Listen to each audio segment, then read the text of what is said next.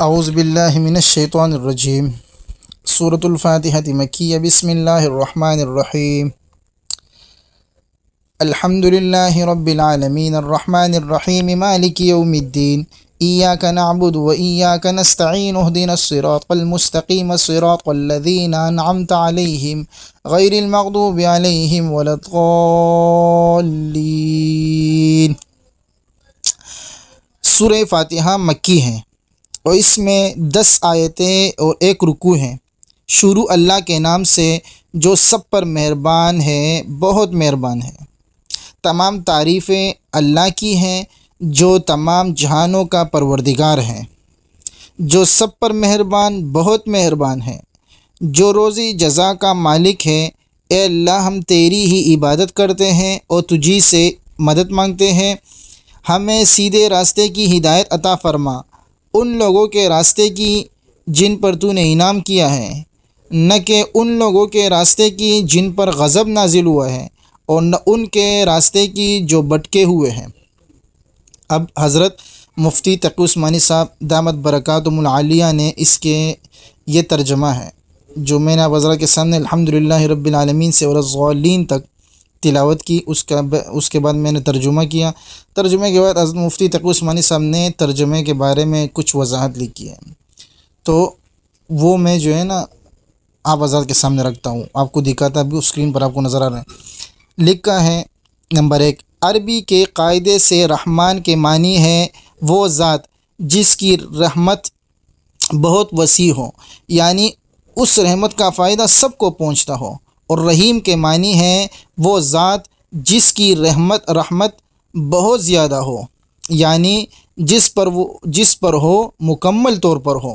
اللہ تعالیٰ کی رحمت دنیا میں سب کو پہنچتی ہے، جس سے مومن کافر سب فیضیاب ہو کر رزق پاتے ہیں اور دنیا کی نعمتوں سے فائدہ اٹھاتے ہیں، اور آخرت میں اگرچہ کافروں پر رحمت نہیں ہوگی، لیکن جس کسی پر یعنی مومنوں پر ہوگی، مکمل ہوگی کہ نعمتوں کے ساتھ کسی تکلیف کا کوئی شائبہ نہیں ہوگا۔ رحمان اور رحیم کے معنی میں جو یہ فرق ہے، اس کو ظاہر کرنے کے لیے رحمان کا ترجمہ سب پر مہربان اور رحیم کا ترجمہ بہت مہربان کیا گیا ہے۔ نمبر 2، اگر آپ کسی عمارت کی تعریف کریں تو در حقیقت وہ اس کے بنانے والے کی تعریف ہوتی ہے، لہٰذا اس کائنات میں جس کسی چیز کی تعریف کی جائے وہ بالآخر اللہ تعالیٰ ہی کی تعریف ہے، کیونکہ وہ چیز اسی کی بنائی ہوئی ہے، یعنی اللہ تعالیٰ کی بنائی ہوئی چیزیں، تمام چیزیں۔ تمام جہانوں کا پروردگار کہہ کر اسی طرف اشارہ کیا گیا ہے۔ انسانوں کا جہان ہو یا جانوروں کا، جمادات کا جہان ہو یا نباتات کا، آسمانوں کا جہان ہو یا ستاروں، سیاروں اور فرشتوں کا، سب کی تخلیق اور پرورش اللہ تعالیٰ ہی کا کام ہے، اللہ تعالیٰ ہی کا کام ہے، اور ان جہانوں میں جو کوئی چیز قابل تعریف ہے وہ اللہ تعالیٰ کی تخلیق اور شان ربوبیت کی وجہ سے ہے۔ نمبر 3، روز جزا کا مطلب ہے وہ دن جب تمام بندوں کو ان کے دنیا میں کیے ہوئے اعمال کا بدلہ دیا جائے گا۔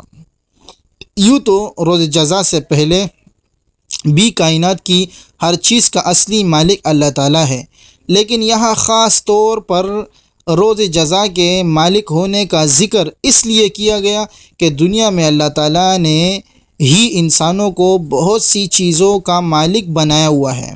یہ ملکیت اگرچہ ناقص اور عارضی ہے، تاہم ظاہری صورت کے لحاظ سے ملکیت ہی ہے، لیکن قیامت کے دن جب جزا و سزا کا مرحلہ آئے گا تو یہ ناقص اور عارضی ملکیتیں بھی ختم ہو جائیں گی۔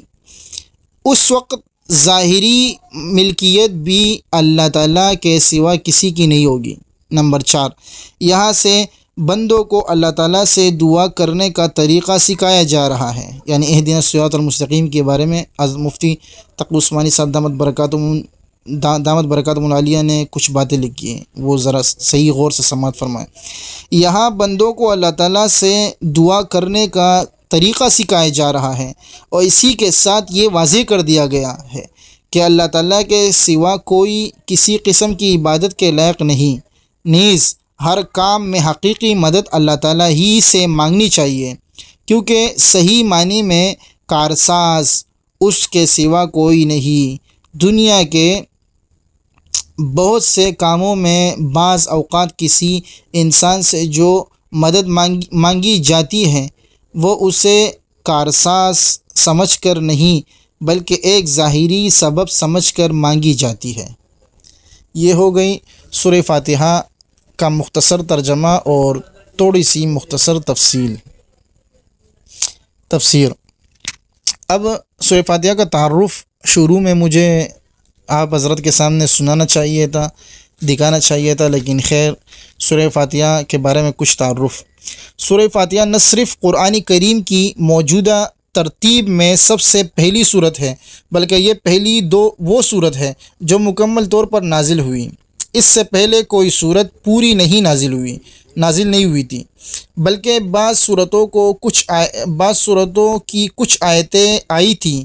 اس صورت کو قرآن کریم کے شروع میں رکھنے کا منشا بظاہر یہ ہے کہ جو شخص قرآن کریم سے ہدایت حاصل کرنا چاہتا ہو اسے سب سے پہلے اپنے خالق و مالک کی صفات کا اعتراف کرتے ہوئے اس کا شکر ادا کرنا چاہیے، اور ایک حق کے طلبگار کی طرح اسی سے ہدایت مانگنی چاہیے۔